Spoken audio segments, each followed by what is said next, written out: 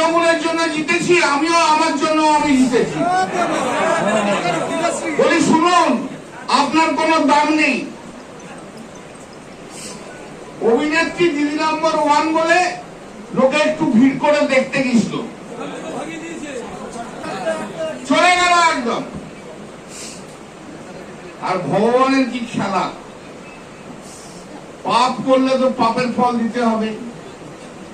দিদি নাম্বার 1 থেকে দুদিনের মধ্যে তাড়িয়ে দিয়েছে। আবার তখন কি বলছে, বলছে ওরা এটিকেট জানে না, ওরা ভদ্রতা জানে না, দুদিনের নোটিশে তাড়িয়ে দিয়ে। তুমি কোন এটিকেটটা জানো? তুমি কোন ভদ্রতা জানো? তুমি তো বিশ্বাসঘাতক,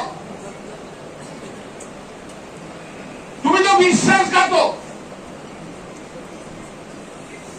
বড় বড় বাইট দিচ্ছে, আমাকে যেতে হচ্ছে আমার এরিয়ার ডেভেলপমেন্টের জন্য।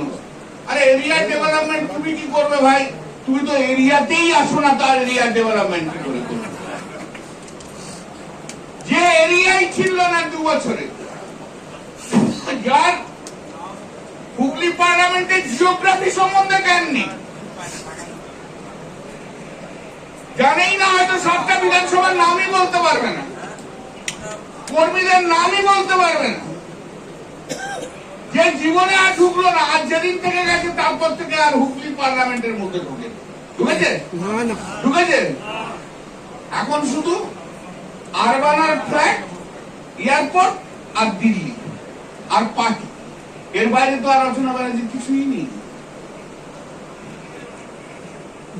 এখনো ডাকলে 5টা লোক পর্যন্ত যাবে না বাড়িতে, শুধু নিউজ পেপারেরা 2 ডলার ছাড়া আর কেউ ওর বাড়িতে যাচ্ছে।